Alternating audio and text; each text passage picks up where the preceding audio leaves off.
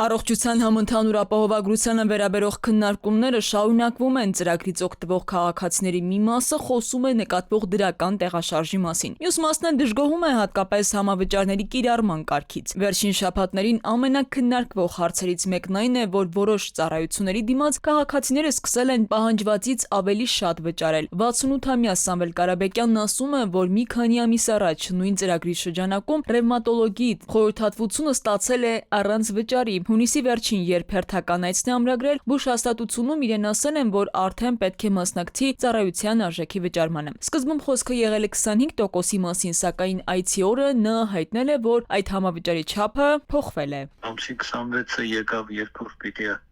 արդեն այցելեի բժշկի, պարզվեց, որ այդ համավճարը արդեն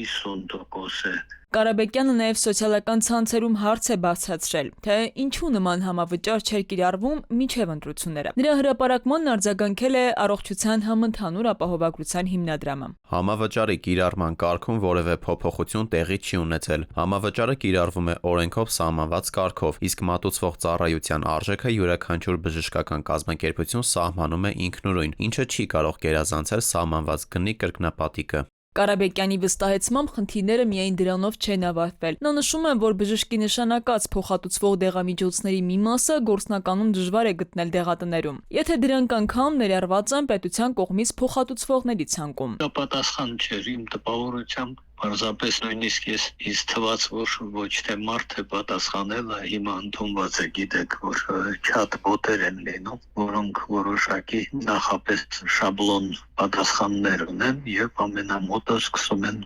մատակարարել։ Առողջապահության նախարար Անահիտ Ավանեսյանը անդրադառնալով բարձրացված դժգոհություններին նշել է, որ մայիսին արձանագրված քաղաքացիների դիմելիության կտրուկ աճը պայմանավորված է եղել շրջանառվող լուրերով այն մասին, որ ընտրություններից հետո բարեփոխումը կարող է ընդհանրապես դադարել կամ ենթարկվել փոփոխությունների, ինչի հետևանքով շատերը շտապել են հնարավորինս արագ օգտվել ծառայություններից։ Այս տարվա սկզբին ծրագրի շահառուների թիվը գնահատվում էր շուրջ 1.5 միլիոն, իսկ այժմ ըստ նախարարության այն հասել է 1.7 միլիոն։ Հունիսի տվյալներով ապահովագրված քաղաքացիներից ավելի քան 842,000-ն արդեն օգտվել է ծրագրից, ստանալով ընդհանուր առմամբ ավելի քան 8.3 միլիոն բժշկական ծառայություն։ Այսպիսով, թեև առողջության համընդհանուր ապահովագրությունից օգտվողների թիվն ու մատուցվող ծառայությունների ծավալը շարունակում են աճել, համավճարի կիրառման շուրջ հարցերն ու դժգոհությունները դեռևս մնում են հանրային քննարկումների կենտրոնում։